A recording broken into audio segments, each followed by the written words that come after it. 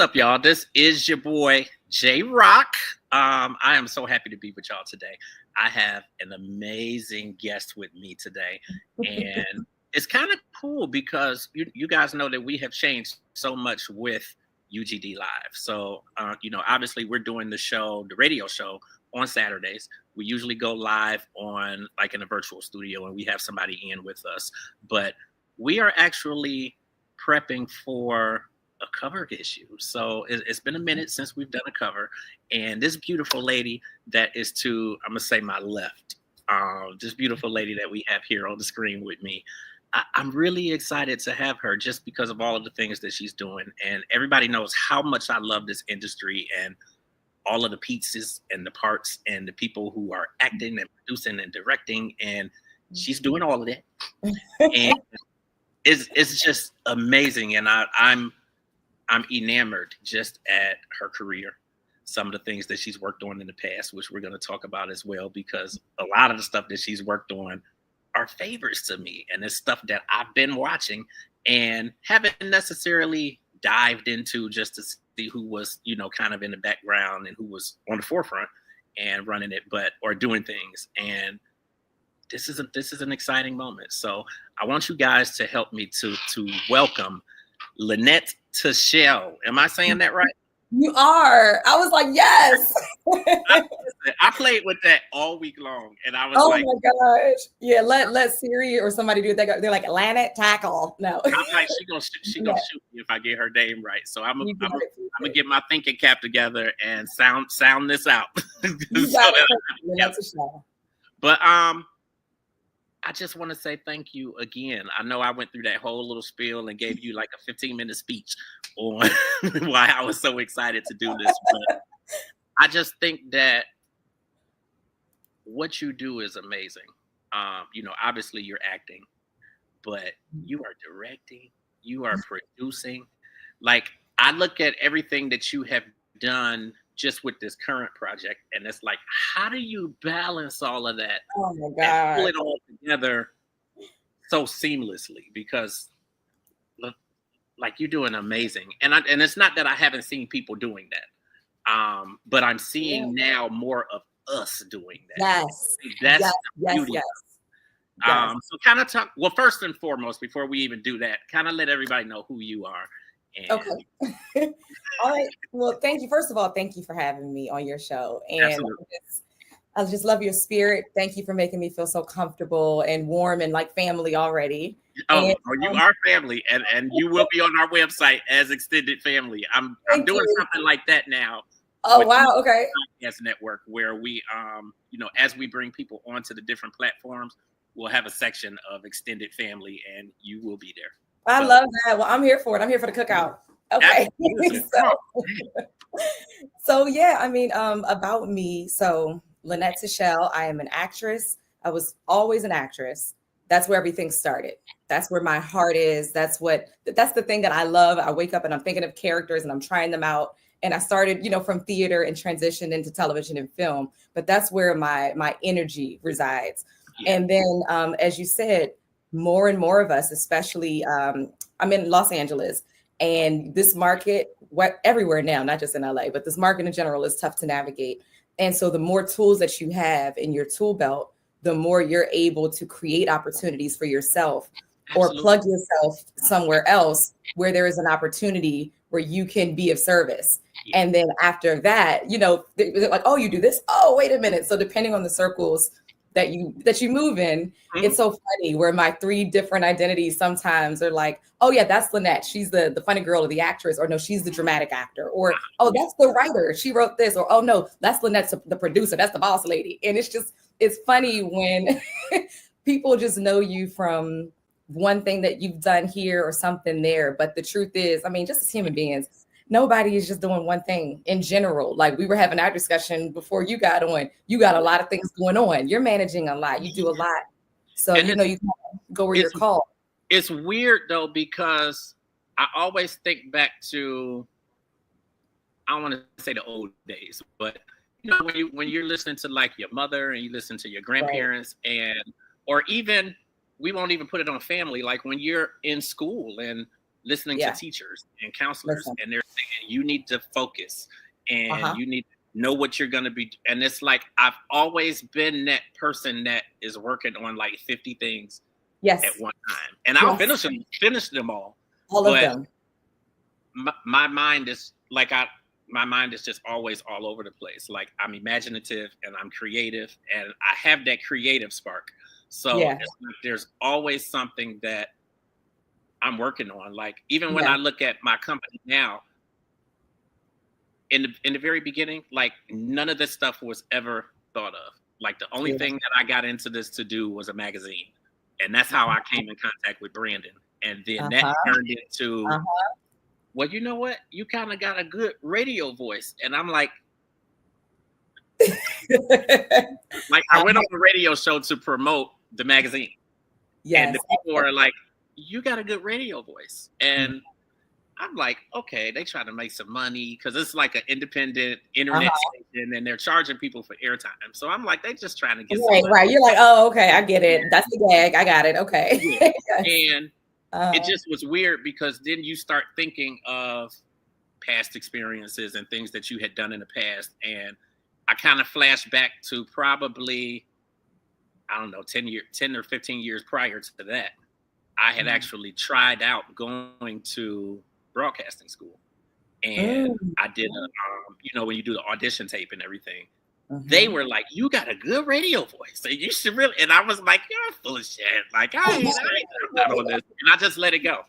I worked at Radio One, but in my mind, I'm like, nope, I don't want to be on the air. I'm gonna be in the background. I'm doing promotions or something like that. And here I am now. Obviously doing my own radio station. I've been doing a radio show since 2015. See there? Podcasting, and just weird how things grow. But I love that. I love that for me, but then I also love it for you because there's so much stuff that you're doing, and we need to be spread around. And we do.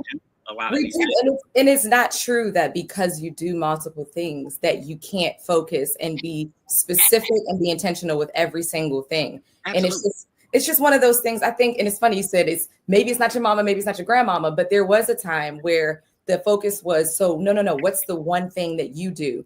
I had this conversation with somebody pretty recently, actually. And they were like, oh, so what's your thing? And I was like, oh, I love acting, writing, and producing. And they're like, yeah, but what's the thing? I said, okay, let me start over for you. These are the things that I do. My little Frenchie trying to come up here and say hi. These are the things that I do, not the things that I'm aspiring to do. Right. Because you start, aspiring. I wonder, like, even with the seed that was planted for you, that you pushed to the background and now you're here and now you're doing all of the things. I think for me, I realized really early on, like, I'm the oldest of 4. I've got to be a multitasker. I've always had multiple things that I've had to juggle, kind of being the oldest is like mom number 2. So it's kind of like you're always delegating and creating over here and managing situations over there. And so my life has always been multiple things happening for me at once. And so for me, I thought it was more odd that people would think, what's the one thing you do? I'm like, I ain't never had one job. Yeah. So if I had one job, I would probably, I probably would be depressed. And that's just being honest. I've actually dealt with depression and all of that. And I can even look at it now and know that if my life slowed down to the point where all I did was one job, I would be depressed again. Like I absolutely would, because I'm used to just going. Going. I mean, you obviously got to take time for you. You do. And I'm so much better at that now, and like resting and actually taking time to kind of decompress and that sort of thing. But I'm still used to, like, you figure out I'm doing this with you, and I do another podcast on Wednesdays, and I engineer a few podcasts for some other people, and I have shows in development that I'm trying to, I'm trying to bring network TV in a sense to the podcasting space. Love this. I have a whole platform. Well, the moment is now, because definitely the industry is shifting, and everything that was once normal is no longer the case. Absolutely. So, whatever you invent at the forefront and whatever you put your voice behind, and you've already got such a voice, because literally and figuratively, you've got such a voice. But you're at the point where you can kind of shape what the narrative is going to be and where the landscape is going. It's open season for independence. It's just really open season right now. Like even when you look at everything that's going on, and I don't want to relate it to like the presidency and all of that kind of stuff right now, but with everything that's going on with the media networks and Black people being fired and leaving their jobs and whatnot, you're seeing more media faces now going to the independent space. You got Don Lemon and like Roland Martin and all these other people who are now just doing their own networks and doing their stuff on YouTube. But it's like, 2-3 years ago, nobody was really on it. And that wasn't even the aspiration. And it's funny when the mentality shifts, the aspirations kind of move alongside of it, because at some point the programs, like generationally, I need to work I have to get to this place and this studio and this, and that's like sometimes the goal that is imprinted on you before you even made that decision. And then it's like, as you're moving in this space, you're like, well, wait a minute. If I have a voice and I can get to people and I can actually control what I want to say, and I can bring other people who are like-minded along with all of that. Why am I doing all of this to get to your thing? You can have your thing and I can have my, so it's just. And it's so funny you say that too, because like growing up and then going to college, like my whole mindset was, I got to work for BET. Like I got to get to BET. And that was like my goal. That was like the end goal for me. And then it was like, once I kind of got there, it was like, okay. I kind of just want to do my own thing. And it's exactly what you said. You want to have a voice. I do not like, outside of probably everybody's thing of not wanting to be told what to do. I don't want to be told who I can talk to, and I can talk to them, what I have to ask them, because they feel like this is what everybody wants to know about. Like I can interview the housewives all day, and I've talked to a bunch of them, and half the time we don't talk shit about the reality show, or because I'm just like, I don't push, or I don't really go after, like, I guess the tea and the salacious stories and like all of that kind of stuff. Like I generally focus on how people are, like how they're bettering the community, what they're doing in the community, how they're inspiring the younger people who want to come into this and don't know how to get it. The people who are the kids in Cleveland who want to act or direct or produce or podcast, and they don't know how to get to do it. And, I was blessed to kind of figure some stuff out and actually start reaching these people on my own. So I think it's really, really good what you're doing, and you're setting a precedent like for so many other people to come behind you. Thank you so much. Yeah, I mean, I went to college too. I went to Howard, so HU. It's funny. I kind of wanted to go to Howard. I wish I had gone to a Black school. Oh my God. Yeah. I wouldn't trade it. Mark Atlanta though. Okay. I'm not mad. Yes. No, but I mean, I love Howard. I loved my time there, and really I love the community that I built there, and that was what I really kind of took with me. A lot of like-minded people, African American, minorities, like just people that had that drive, especially in the fine arts department, the business school to see everywhere. But what I took was the final year that I was there, because a lot of people, again, you're in school to learn how to work for somebody else.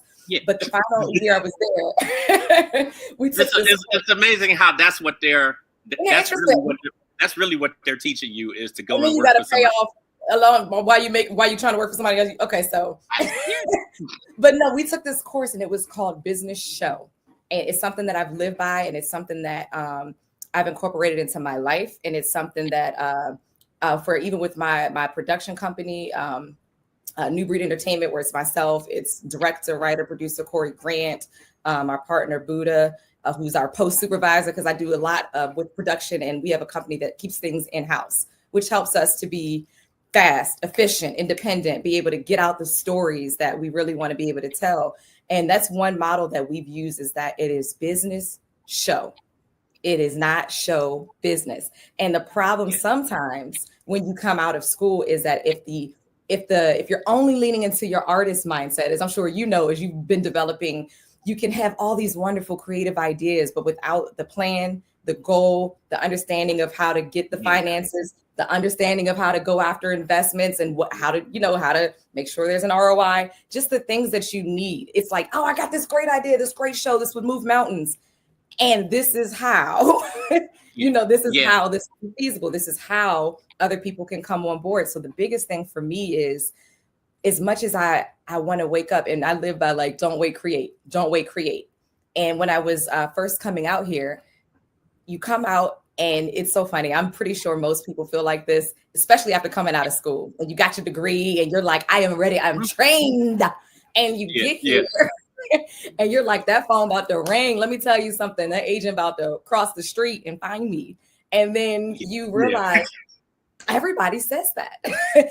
To your left, look to your right. And so at some point, what are you doing? Which is why, I have so much respect to creators watching, even like the Issa Raes and the Quinces do the same type of movement that has been something that I've done and aligned myself with since college, and it's one of those things where it's like you're building your tribe, you're coming together with artists, you're coming together with business people, and it's just like I love this. I love this industry. I love telling stories. I love it. Like if you gotta love it. You gotta be a little crazy. You gotta.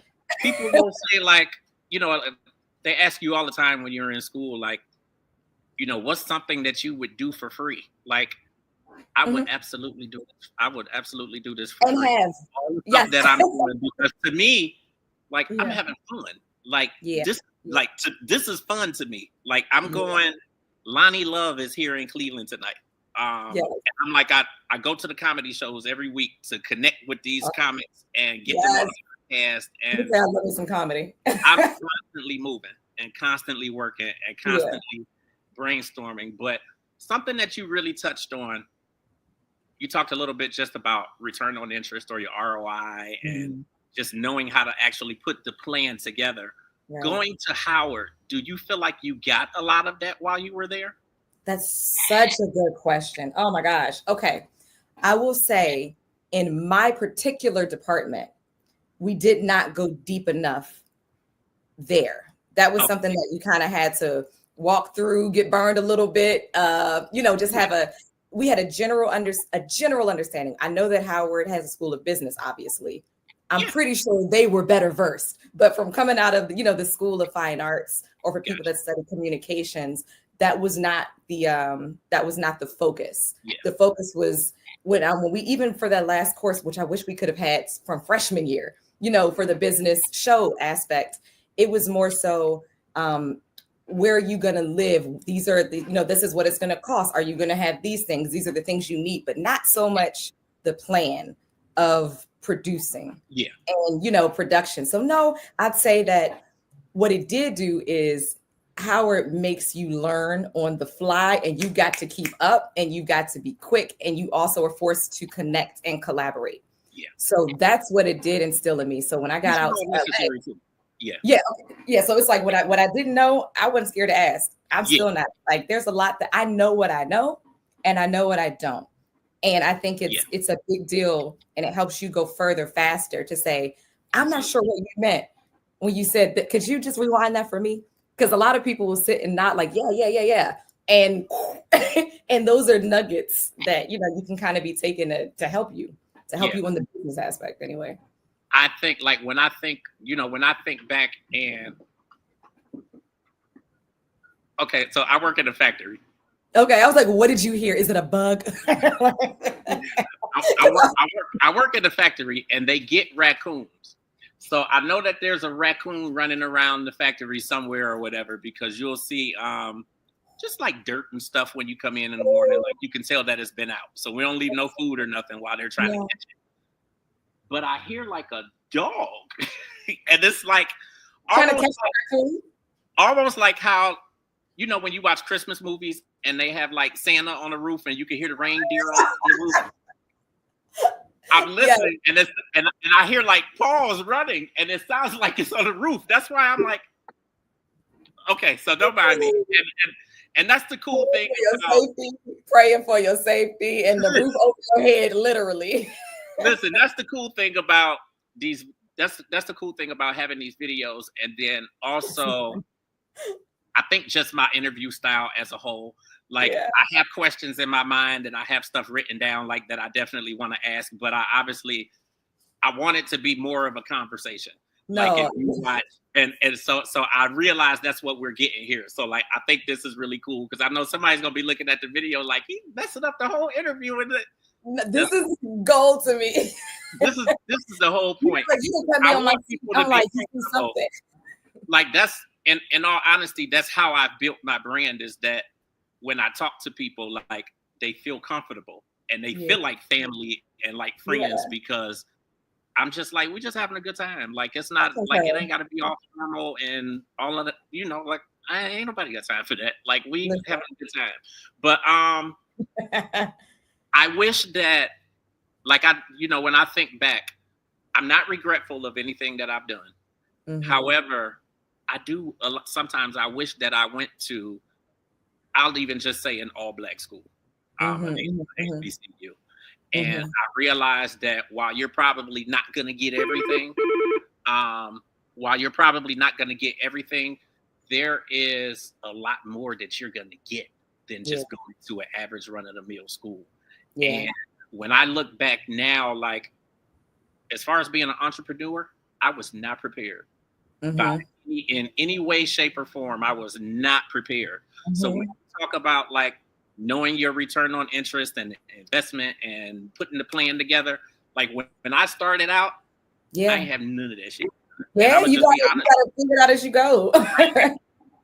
So now I'm in a place where I've read all this stuff and I've learned all this stuff, and then talking to people like you, like there's stuff that I've learned and it gives me different ideas, and now it's like, okay, now it's time to figure this shit out now, or I'm figuring stuff out now. So now I'm in the place where I'm trying to get investment money, and I probably should have did that 10 years ago.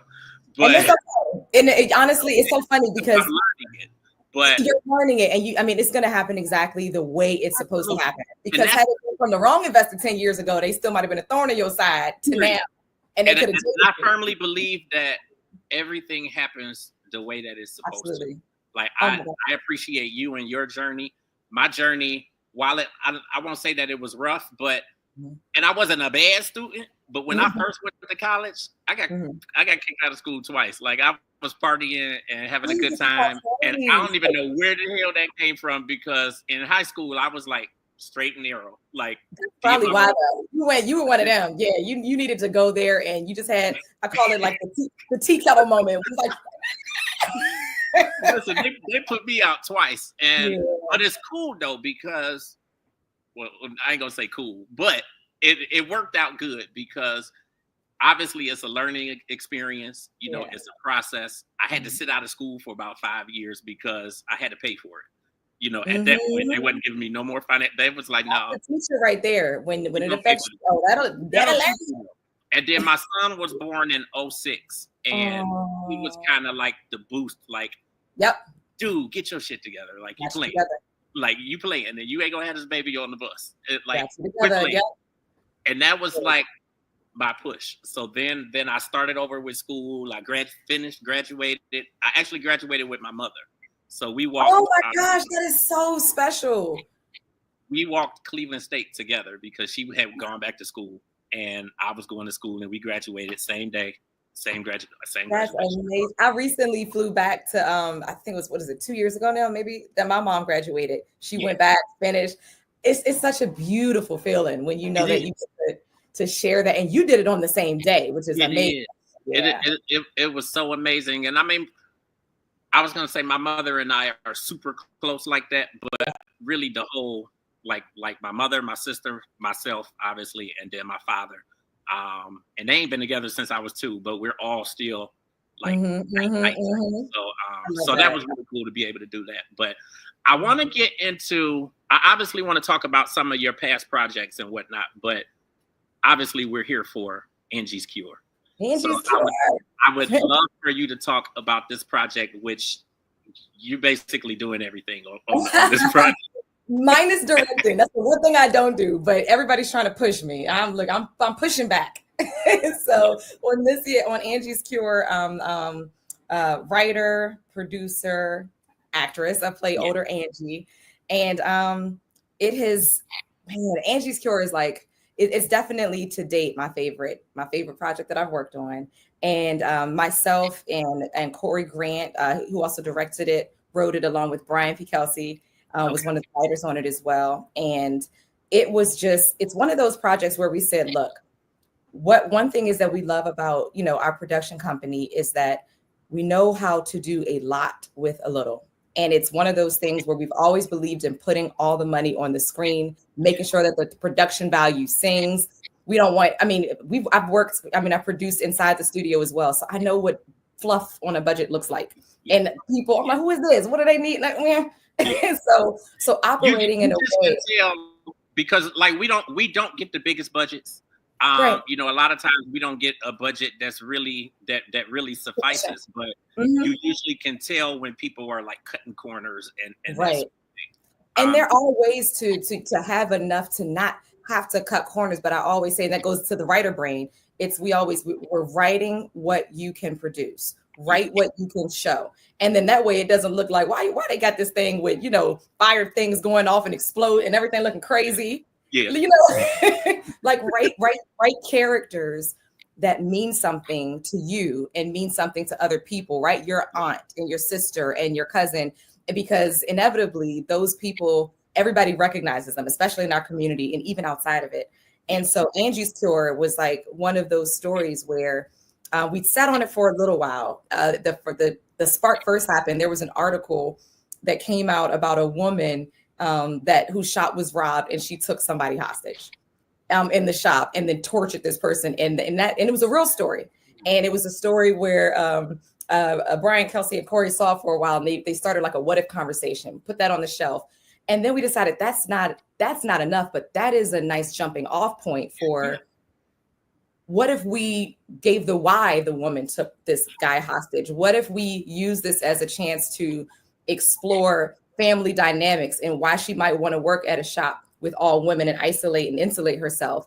And then it just became one of the, let's make this a story that we're really proud of. And let's make this a story that says something. And so Angie's Cure, it's about a woman who at a young age, she's like how you were in high school, straight, narrow, by the book.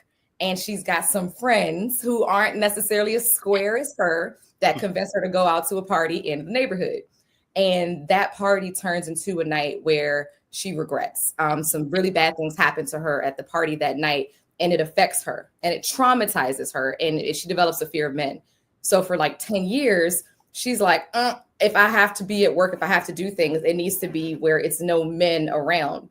And home isn't really a safe space for her because she didn't have a great relationship with her mom and her mom's boyfriend. So it's just, she's in this position where she doesn't have an outlet. And so when a robber 10 years later breaks into her salon and this is her safe space, baby, Angie snaps. And the story turns on its head at this point because we get to delve into the robber, who's played by Sean Nelson. Most people know Sean. It's so funny. As soon as they saw his face, they're like, "Is that him from the wood? Is that Sean from the wood?" But you have some. Listen, you got some amazing people in this thing, and like the cast is so crazy, phenomenal. It's kind of like Denise Boutte plays my mother, and she plays against most things that we've seen Denise Boutte in. And when I say she is so brilliant and committed and impulsive and all the things that you want with the scene partner. And then Essence Atkins, of course. I mean, it's always. when I tell you, like, sidebar, and I hope the guys she see this. When I tell you, I have been in love with Essence Atkins from like hell, probably since what's the show that she was on with Rachel True and is it half and half and half? Yeah. I was gonna say I don't know why, because I be watching the little marathons on YouTube. Yes, Like yes. I have been in love with that girl, and she was just in Papa's house. And And Essence is one of those people who is, I mean, consummate professional. She'll come in, yeah, whatever the role is, and she's equally funny. She's funny, she's dramatic, she's a yes, pro. And so worked with her before. We on another I think our first project together was also Corey directed it with Sister Code, and she had a yeah. funnier. Yeah, so it's just she's one of those, and She's it goes back. awesome at everything. That's like when I saw her name, when Brandon sent me the press release and I saw her name, I said, I'm in, I'm in, I'm in. You got And Denise Boutte. So I think Denise that's really dope. But you have a lot of amazing people in here, though. Yeah, we got the whole cast from The Wood. It's so funny. People put it together, all different roles. We were like, we're gonna bring them Cool. all the way. Yeah. but no, it was one of the things that I love the most about this movie is that we decided, because typically we'll do for a cast like this and for a story that we really wanted to get out, the typical route would be, okay, let's do a theatrical and then let's go ahead and maybe either not sell all the rights, but work on licensing and things like that. But with this particular project, around the time it was finished and coming out, the industry was shifting. The strikes were happening. Everything was going on. People were not buying up content other than reality or trying to lowball the offers. And again, back to independent, back to business mind, back to how do we keep control of this project? We decided, let's hold on, let's wait until we have an opportunity to try to maximize everywhere we can get this project. And so right now we're out on TUBI. And then right after TUBI, we're going to go to Roku. We're doing, All Black AMC, a couple other streaming platforms from there. But we were able to make sure we did like a slow rollout as opposed to give the thing away, and then hope to see it hit the communities and the people that you want to be able to benefit from it. So it's one of those things where we just said, you know what, we're going to protect it and we're going to maintain our ownership. Because this is a project that it was created in love. It was created, the cast came together in a way that was just super incredible. And my favorite part is that the project turns on its head. The young audience thinks that they're signing up for one thing. And they get something totally different. Listen, and so we've seen that because there's been start and stops, because I've talked to different generations that have watched this and reached out and said, oh my gosh, that cop was like my uncle. I know that jealousy. And this person over here, that was my daughter. And I went through this. But if you only start for like the first 20 minutes of the story, it is a very coming of age. It is a very LA. It's shot in Crenshaw, shot in Leimert. It's shot, and you're like, what's happening here? It's loud music. It's shocks on cars. Yeah. And so somebody who might be of a different age is like, I don't know if this is for me. Yeah. But if you stay, you realize that the story is going somewhere, and you got to know where Angie starts so you can understand where Angie finishes, and we can come full circle. I love that. I actually have a couple questions. So, as far as you have, I was going to say an ensemble cast. Like, you have an amazing cast of people who are like legends in this business. Like, they have been here, and obviously they know what they're doing, but they have been here. So when you start thinking, or when you start talking about budget and budget being lower than where it should be, and trying to make sure that you're putting everything that needs to be into the film into it so that it's quality. How does that, I was going to say resonate, but basically, I think I know where you're asking. Yeah. I'm essentially wondering, like, what is your strategy to getting like these huge names and these people who are legendary, and a lot of them are getting paid like high dollar with a lot of the films and shows and things that they're doing. How do you manage that when you don't necessarily have the best budget? So, okay, I'll say this. It's not having the best budget is still different than having no budget. So we are able and to respectfully, pay talent that's coming on. But with that said, one thing that's really helpful is a great casting director who has awesome relationships. And our casting director, Phaedra Harris, shout out to Phaedra. Phaedra has cast, I mean, you name it. She's been casting. She probably wouldn't want me to say how long, but since Cool Runnings, like Phaedra know everybody everybody's aunt, uncle, brother, sister. And so she's one of those people that Look, I'm writing her name down because I'm gonna get her on the podcast. And get her. And do. So yes, she's one of those people that I would say when our company will lean in and we'll say, you know what, we see who we want for this. There's a couple people we have in mind. And then Phaedra will say, oh, I love that for them. Or also, have you thought about this person? And the other thing about casting, whether you have a casting director do it or whether you're doing it yourself, is what can be attractive is a role that they're not normally in. Denise Boutte, for example, does not play this character on a regular. And I'm glad you mentioned that too, because I was just gonna, because you kind of spoke on that a little bit before, just saying that people are getting something totally different than what they're expecting when they come into it. And I think it's beautiful when you have an actor or actress who can kind of flip the script. Play something or play somebody that you just never would have thought them playing, like Felicia Rashad. And I know she was at Howard. I don't know if she was there while you were there. She wasn't, but she came back. Yeah, she was back there again. Yeah. So, there's a role that she played, and I still haven't even figured out what the name of the movie is or whatever. But she was talking about, like she said, she slept with all of the Temptations, and she was like, she was like in a van with some girls who were robbing something, or I need to know. I might have to ask Chat. I gotta figure out what the name of this, and it's like I had been seeing clips and whatnot. And either way, like she's played some amazing roles, and when you see that role, it's just like Claire Huxtable. No, and like the way she was talking in the movie, it was just like, who is this? Who that girl? Like she really ain't playing, but no, I think that's amazing though. That's the thing. Actors are actors, and if you are a trained actor, or whether you've been trained in school or whether you've been trained in this industry, a lot of times the thing that gets you going is where your management might want to keep you or your reps might want to keep you. And so a lot of the opportunities that are fielded to you are all reminiscent of things you've done, because they're like, oh, that's who she is, or that's who he is.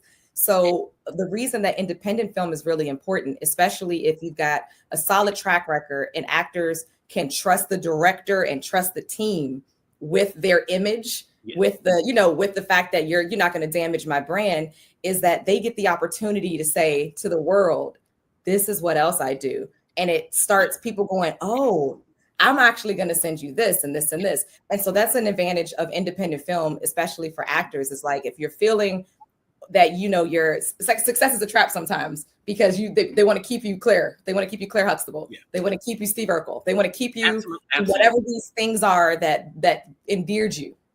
And then independent film can flip that on its head and give you a role to say, let's play. Let's say something else. Let's use your instrument in a different way, and maybe that attracts new opportunities. And so I said that to say earlier, when you said, so with the budget, how does that attract people? Sometimes you're not looking to make $1 million on this project. You do need to be paid for your time. You deserve that, but you also are gaining something else. Because I was going to say, you have a lot of actors and actresses who will do it just because they realize, the value of the project and what it's going to do for them, for the culture. And like a lot of people, and and to me, it is very much about, well, at least from my standpoint, with the things that I'm doing, is really about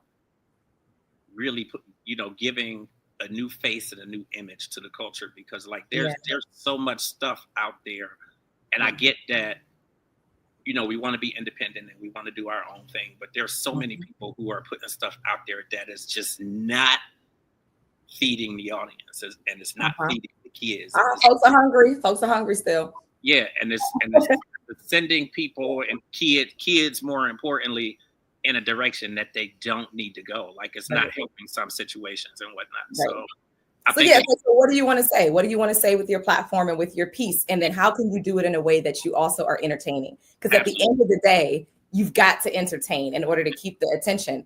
And so that's the beauty though. It's like how you find it, even with what you do, it's you're getting what you need to get. You're finding out, you're connecting with people, but it's also you are high key entertaining. There's raccoons running around. There's things going on, but there's got to be, there's that element of, you pull people in, but you're also message. And it's got to be subtle sometimes, like you said, especially for the kids. We're feeding you a little bit here, and you didn't even know a little bit of medicine in that. Yeah. Now you also, like Angie's Cure also comes along on Tubi at a time where Tubi is really boosting it up now. Like first and foremost, I know people gonna laugh at this. Have you seen some of the movies like back in the day on Tubi where the dead people moving? First of all, shout out to anybody that is trying to do something on their own, because everybody's first one ain't the one. You gotta have some ones where you learn, and some people learn in front of everyone. And I will say that I have seen the quality of Tubi get better, and I think ever since that Super Bowl ad, when that they're part of Apple now, and they're like they're number 4 right now, I think, for streaming, and then it's just on Tubi is also they're under Fox. So what's happened is something that used to be kind of we'll look at that last, has the way that Netflix snuck up on everybody years ago. When Netflix was like nothing, it was nothing, and now Netflix is the mecca.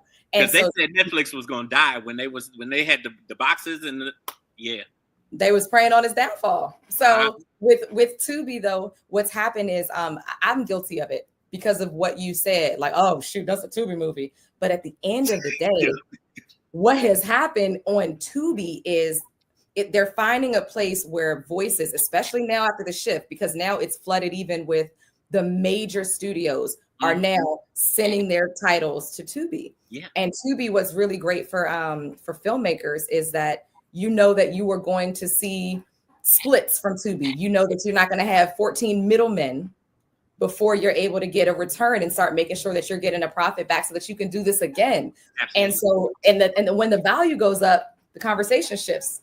Now it's like, it's not like, oh Lord, it's on Tubi. It's like, wait, that dropped on what dropped on Tubi this weekend? And so people will look at your movie and say, it's not a Tubi movie. And we get that. But at the end of the day, Tubi, if y'all listening, y'all are slowly raising that bar so that more and more people are having the conversation of it's on Tubi and I'm proud because that means that I'm in control of what's going on and it's not exclusive. So you mean I can play it here and I can play it there and I can still do a theatrical run and I can still, so it's. I love it. I absolutely, like I did an interview with somebody for a movie maybe about 2 weeks ago, and theirs is on Tubi, but then it's got something to do with Apple too. So then that put it on Apple TV. And it's just like that is so dope. Yeah, it's just being in control of how you are able to get your content out there and getting ahead of it, as opposed to finding out later on with all these marketing costs that distributors will try to yank you for. Say, oh, I spent $100,000. Where? Because nobody's buying $100,000 to market this. So it's one of those things where you can take a more active stance, and then as long as you can direct market, and the fans, like if you've got a good audience and people are buying into what it is that you're packaging. Man, let me tell you something. I'm a believer now. So many people have reached out to me and found us because of this project. And, we've been in this industry for some years doing high quality, high level work, but you always have to wait for somebody else. You got to wait. You got to put it here. It's got to go through these windows. And now it's more direct to consumer. Absolutely. So. Okay, so we're hitting Tubi now, and then you said eventually it's going to roll out to Roku and to the other platforms. I don't have the exact date. I got to find out from my aggregator, but yes, it's going to go to Roku. We already know that the top of 2026, we're going to be all Black AMC and all of their channels that they're affiliated with, and then we've got a couple more pending that I won't say yet until it's through. But yeah, we want to bring Angie's to y'all. The response has been overwhelming, just overwhelming. And so excited to keep getting it out. No, I think it's really, really dope. I'm excited. I'm excited to watch it. I was supposed to watch it last night. And I'm not gonna tell you how somehow the TV ended up watching me, so I didn't get to watch it. But That happens to me a lot of nights. I will absolutely be watching tonight. But you have some other projects that you had done, you know, Yes. obviously in the past. Sister, Mm-hmm. Illicit. Yes, Illicit. Yeah, talk a little bit about those projects and some of the other projects that you've been able to do. It's funny you mentioned Illicit because ironically, because Angie's Cure is doing well on TUBI, we maintain like the #1 spot for a while in terms of some of the categories. You know how they do the most popular. Somehow we're in horror. It's really a thriller, but we're in most popular horror. We're in a couple of the different recommendeds. So because of that, they'll say more by this filmmaker, more by these producers. Yeah. And Illicit is now like, wait a minute, people are now refinding Illicit, which is on the platform, which is amazing. So Illicit was something that we shot. My company New Breed shot this in 2016, came out in 2017, and another really, really phenomenal cast. Like, and one of the this was one of our earlier projects, but a lot of them came on as producers, and that's another thing too. When you're independent, if everybody's got a little bit of skin in the game. We've got David Ramsey in Illicit, you know, from Arrow. And then we've got McKinley Freeman, who's doing amazing things right now on Reasonable Doubt and so many other shows. It was Vivica Fox. It was Dean Cain, Essence Atkins, myself. It was Michelle Weaver and Shireen Crutchfield. And Tank is my on again, off again boyfriend. And so, and it's amazing to see. I mean, just when you mentioned Tank. Yeah. I feel like I talk to somebody about this probably at least once every week or two, but it's amazing just to see how far his career has gone, because I take it all the way back to like the Aaliyah days and, you know, him producing for her and that sort of thing. And talented. Everything that he's done, like 25, 30 years, like he has been doing it. And the melanin ain't cracked. 25 right. So yeah, I mean, it's amazing though.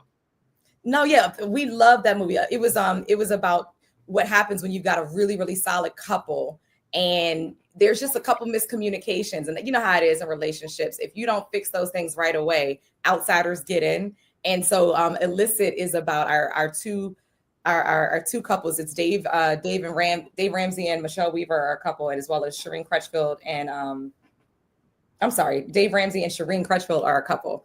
And so what happens is they are infiltrated because of a marital moment where, you know, he's not really seeing her value and she's not getting the time. And then you've got people that come in and one decision made by both parties that you think you can kind of sweep under the rug ends up spiraling back and back and back. And so we're watching them navigate these tricky waters of how to move on from the affair you didn't want to have. In the first place, and then both people trying to not be found out. So that movie did really well for us, and that it's one of those ones that it made us say we're going to release Angie's Cure different. We found out that movie made a lot of money, a lot, like in the millions of millions for somebody else. And that's one of those things that, again, once you find out, once you get the numbers, you're like, we should restructure this, because now all of the work and the deal points and things, you know, you're good. You know, everybody did what they needed to do. Everybody's in the black. But when you realize that the system is rigged so that you always get what's left, as opposed to you eat first, it makes you kind of reshift how you move. But no, Illicit taught us that. So Illicit, shout out to Illicit for being the reason we kind of started changing our model. But Illicit, I've done that movie. Sister is the first project. It was a short film, and it was the first one that I produced when I was stepping into producing. I was pushed into producing, actually, because it's one of those things where I have a knack for putting people, places, things, finding money, having conversation, but I had never used it in that way. And so Sister was special to me because of my mom. My mom had a vision for a script that she wanted. She's a writer.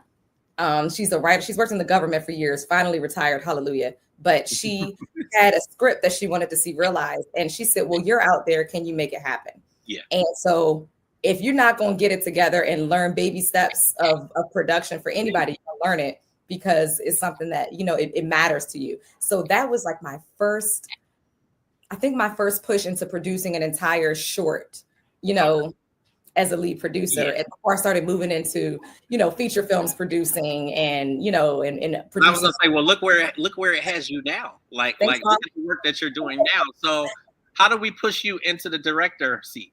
Here's the thing. Listen,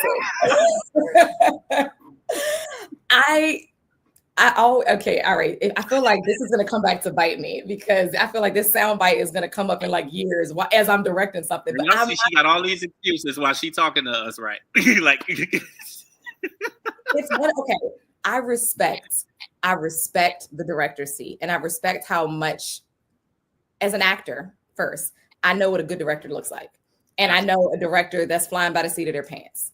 And so I know, what it takes to shot list, to craft, to understand coverage, to be able to communicate with the crew, the cast, to be able to have the entire cinematic vision and language, and then be able to do it. It's not to say you're acting too. You say what?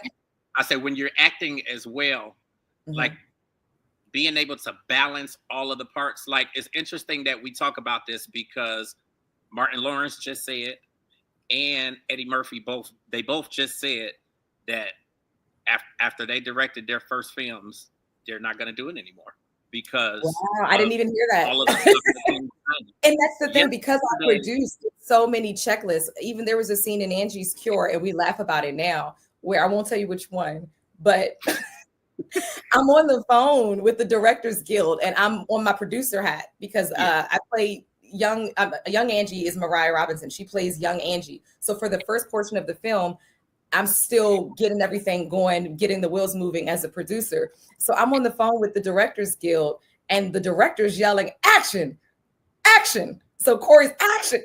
And I'm like, I gotta go. That's me. Because now it's time for me to switch hats. And so experiencing the juggle of being the producer on it, writing on it, making changes, again, with independent film, maybe you lost a location, or maybe the location didn't have everything that you hoped, so you have to do quick rewrites in space while you're acting. I'm not making excuses. All I'm saying is that we had a fourth thing right now, my head. So maybe I absolutely get it. I was joking about excuses. I absolutely get it, because it's not even just knowing limitations, because I don't even think it's a limitation, but you still have to know when the juggle is just too much. Sometimes you can have too much going on, or so much going on, that nothing comes out, as good as it could be. Yeah, and you don't want to sacrifice your art. So I think to answer that question better, maybe when I am in a place of choosing which things I want to juggle, then I will consider going into the direction. Most people, I won't say most people, but a lot of actors, once a lot of them, even if they get into producing or they get into directing, or they still don't want to stop acting. And it's so much that goes into it. So no, I get it 100%. Yeah, it's so much. It's that it's whatever your first love is the thing you hold on to. And usually it's the reason that it births other desires in you. And it did birth a desire. I love writing. I love creating voices and characters and people that I know. If I know this person, you know this person. Absolutely. And maybe I don't see enough of them on screen. And so I have a desire. I love writing. I'm writing all the time. And with producing, even though it started out of necessity, I will admit, I love being able to see this thing through from beginning to end. So it's like acting is my thing, but writing and producing, it kind of is like it completes me. It makes me happy. Now you also had the series Pump. You had the opportunity to work with Ray J and Brandy and Ray J. They are two people that I gotta get on one of these platforms that I have. So I think that's dope that you had the opportunity to work, obviously with him, but then Jennifer Freeman, Michael Jai White. Talk a little bit about Pump. Oh my gosh, that's the fam. So Pump is coming back. We're in the middle of negotiating some things right now. We came out on a platform where the platform didn't necessarily have everything together, but our show became like the hit. of the platform. And so just waiting. We had such a crazy audience response, and people are beating us up to do a season 2. Yeah. And I think I released a clip recently, and people were like, where is it? And I'm like, it's coming. I'll tell you when it comes back out. But Pump is this crazy series, and it's about a gym, like a gentrified gym in Inglewood. And so we're looking at a person that makes it, and it's played by Ray J. You know, the person in the gym that makes it, and they're going to do their supplement line. And, you know, it's like power punch them and all the things that take them out the hood. And so because he didn't actually check the ingredients, there's all sorts of stuff in that line that give him lawsuits. He loses everything, and he's got to come crawling back to that gym in Inglewood to see the mug of me, because I'm the receptionist at the front desk raising holy hell. And then there's everybody. You always wonder about the gym. You see so many faces, and you wonder, what's their story? What's their story? So we wrote it. So yeah, so that's a series created that we own by Corey Grant and myself. That and ownership, like that, like I hope everybody is paying attention to that, and like people keep saying it, and you keep hearing it. Like ownership, especially for us, is everything. It is everything. Everything. So the fact that it's IP, it's property. It's you know, even if you don't have your house or whatever the thing is that you want to own something. Own the thing that you invest yourself in every day, like how you're doing. Like take ownership in that, and then that way you're creating legacy. You're creating some things down the line that you can continue to make passive income from, and most importantly, you can reinvest in yourself. So it's so the Pump is a mess. Jennifer Freeman's character is trying to reel us in. She's handed over the leadership position by Michael Jai White, who calls us everything but a child of God, because we're all a mess at that gym. Jai White is so funny.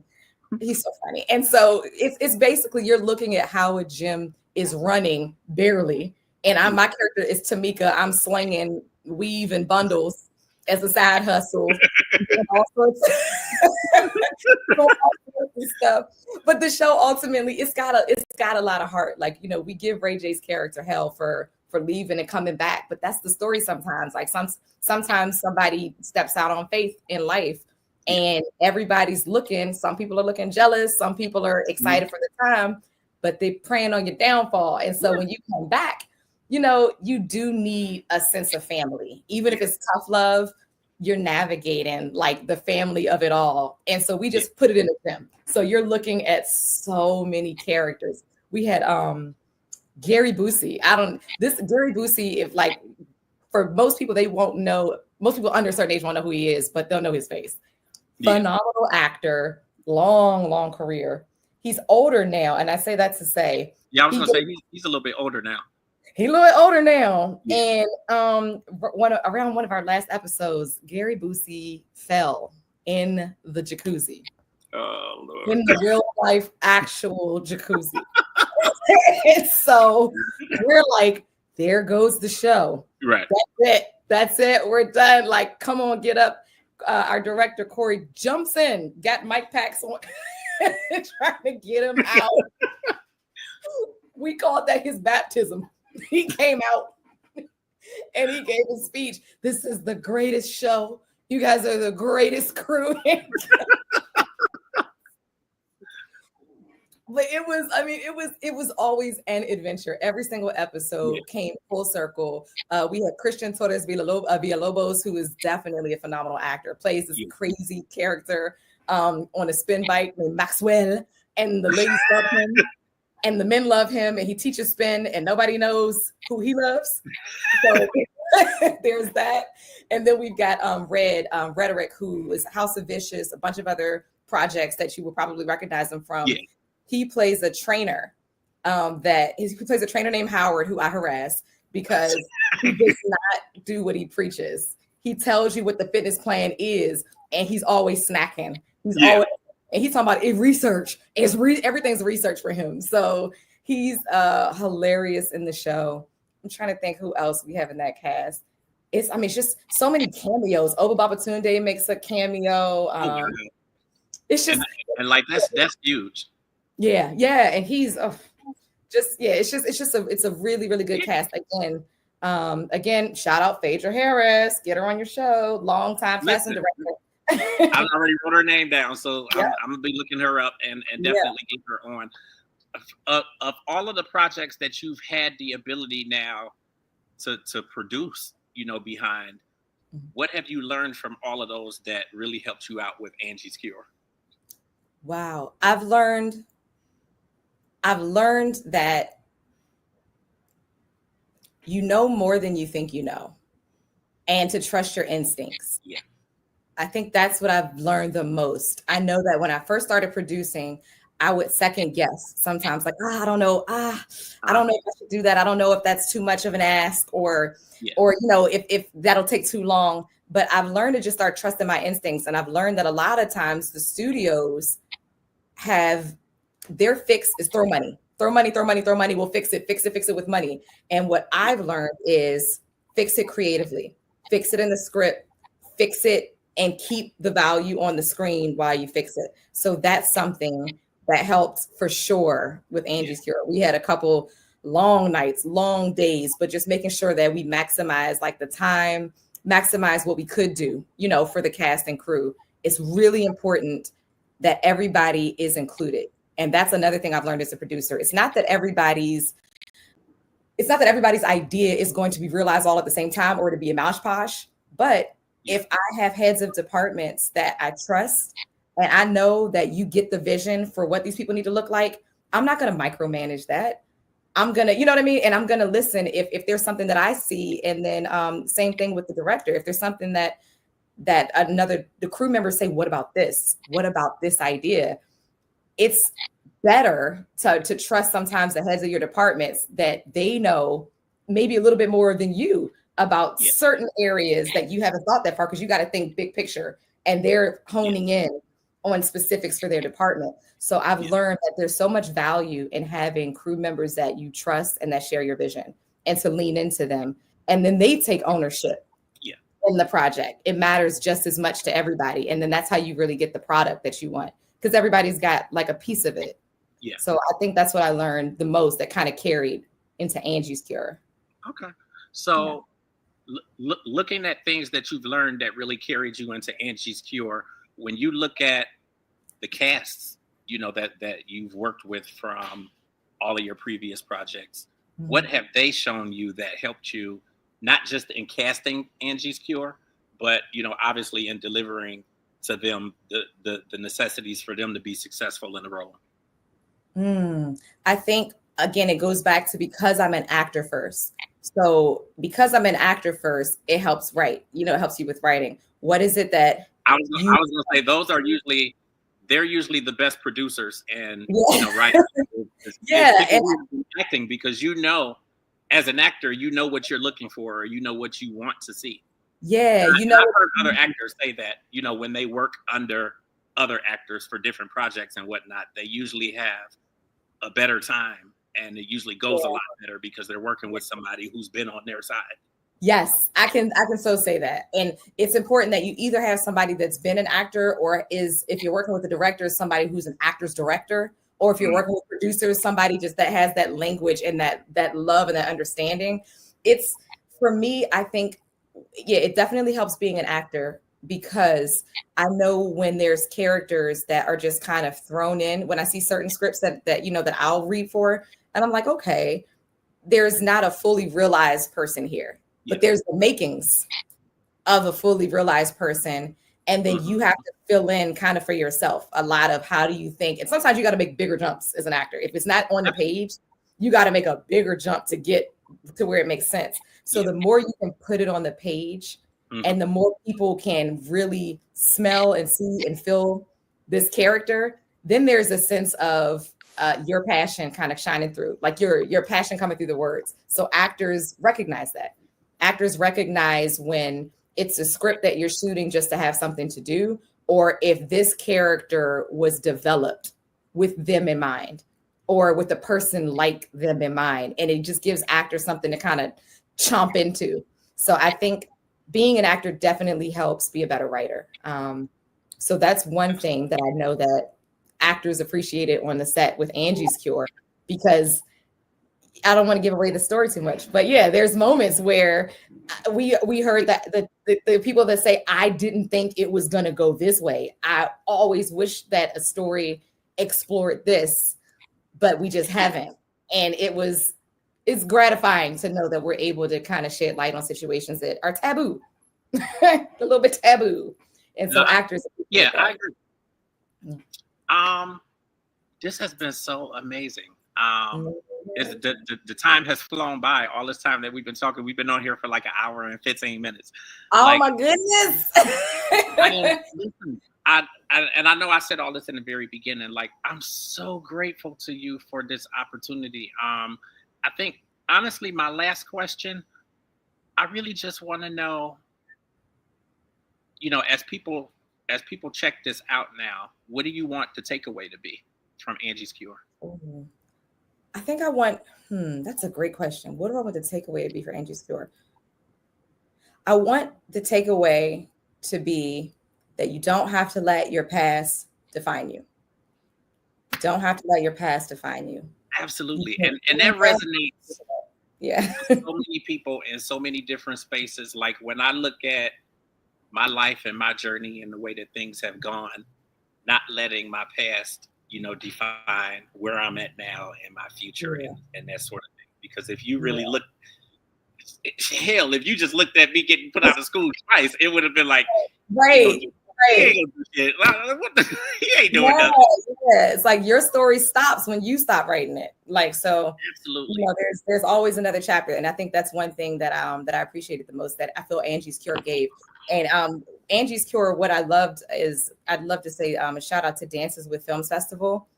We entered the Dances with Films Festival in 2023. I think it was 2022. And so as soon as we entered it, we just last minute entry, didn't really know where it was going to go. One of the biggest festivals, independent film in LA. And there were a lot of people in that festival, probably a couple thousand entries that didn't look like us. And so to even be accepted was such an honor. And then the biggest honor was we won the entire festival. We won the grand jury award. And what was really special about that is that the audience was not a lot of people that looks like me. And so what made me excited is that I was like, man, we wrote a story for our community that's translating. And that's something that, that lets me know that it's a human story. It's not just this segment or this demographic. It's a human story. It's funny. It's got drama. It's got thriller. It's got clutch of pearls. It's got all the things. But at the end of the day, but to me, it goes a little bit more toward making the world and the society better, because obviously we want something that's going to cater to us, and something that's going to allow people to see themselves and that sort of thing. But you still want it to fix the world, and you want other people to be able to see your plight. And we want to have conversation. We want people to end and talk and disagree. Now, this has been so amazing. Like, I'm so super grateful to you for this opportunity. And I could say that a million times, because this is. I'm grateful as well. This has been, and awesome. I know you are. Social media. Like, where can people find you? How can they keep up with you? How can they learn more about your company, about your production company? Sure. Okay. I'm so glad you actually asked about social media. So for the production company, newbreedentertainment.org, newbreedentertainment.org. And for Angie's Cure, there's a site, angiescure.com. And you can catch up. There's even links to be able to watch it and go right to TUBI from there. And then my social media, thank you for having me on here, because beware hackers. My account got hacked about 2 weeks ago. Oh, shoot. I know. And so I had to start over. And it's so funny because you don't think you care about social media until you realize you really need to reach your people. Yeah. And then everybody's been hitting me on my new account, which is Actress Lanett. Follow me on IG is Actress Lanett. It's really me. And so rebuilding my social media right now. And so the timing's great, because now I get to reach more people and start over. And I'm active on my. That's the worst feeling, starting over with the social media. Like, that's the worst feeling. Yeah. Meta, do better. Meta, Facebook, IG, do better. Absolutely. So. I think this is really amazing. Like, you're helping me. Like, it really helps me just to continue to aspire, for greater and for different things. And it's just like we both said, that we're constantly busy because we're doing different things and we're working on different projects. And there's so much from your world that really blends over into mine. Even just in terms of like, me now knowing that I want to have the studio space and have a rotating set, and like I'm learning all of that from outside industries and whatnot. And I love it. So I appreciate you for what you do. You do amazing work. Please make sure that you tell Essence that I love her. I will. The thing is, I want her on the platform, but she don't do podcasts a whole lot.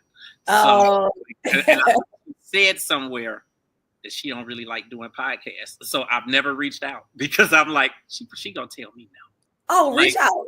Just reach out. I'm gonna reach out, but but I'm just like, I love everything that she does. Yes. I love this project that you have. I am watching tonight. Call me or text me after. I want to know your Another question. The past episodes of Pump, where can we get them?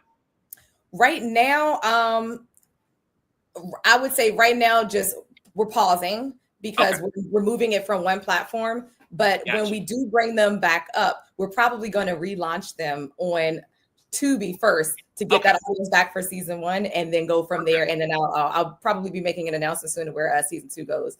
But yes, that's cool. Pump. I've heard a lot about it. I never watched it, so now I'm like, okay, I want to go and watch this now.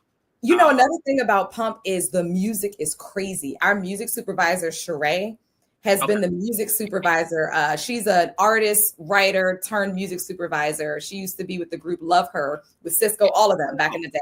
And she was popping. And I want to shout her out because she's heavily responsible for the music. And Pump. I need her name because I got everything. Yes, Sheree. I can give you her contact. And then shout out to our score, David Bateman, for Angie's Cure, because a lot of times people don't realize with movies, in order to drive the songs and drive the feel that you're trying to evoke or that you hope resonates, you need a really good score. That's not too overpowering, but it's just under enough. So I definitely wanted to shout out our music team because they hold us down and they make our projects feel and sound like much bigger than sometimes they are. So I love the fact that you even bring up and mention scoring, and you have people in hip hop like RZA, who have really, put a lot of light on scoring movies and that sort of thing. And he's done some amazing work, obviously, on that side too. Yeah, but I love the fact that you bring that up, though. All right. Well, thank you so much. Any kind of final words, final comments? I guess all I would leave you with is if you're already dreaming it, that means it's in your spirit. So do it. Start somewhere. Don't be afraid to fail and just fail up. And so that's it. Don't wait, create. That's my motto. It's how I live my life. And so it's kind of like if you're waiting for something, typically the only thing you need is you to start. You can make things on iPhones now, y'all. So start somewhere. Listen, I learned that real fast. I actually, I worked for Apple for a couple years. And as soon as I worked for them, I started learning, obviously more about the iPhone, which I had already anyway. But then I was able to see how people are shooting movies on their iPhones and their iPads. What? But the thing is, again, there's direct reach right now. There used to not be that. Like you can reach out and touch the audience. So, if you're waiting on everything, you're always going to be waiting. But you attract everything when you start. When you start and people see what your intentions are, what your heart is, and when you put passion into it and produce it well for what you have, right? What you can do, produce what you can do, and then you're going to attract your tribe. And the tribe is going to be to your left and your right. You're not going to need people to pull you up. You're just going to build. So that's all I'm saying. Thank you so much. I'm sorry I took up an hour and a half of your time today. It's all good. I'm about to get a cold brew and then I got to get to set. Well, thank you so much. You have an awesome day. Thank you. Bye. It was a pleasure. Thank you. All right. Bye.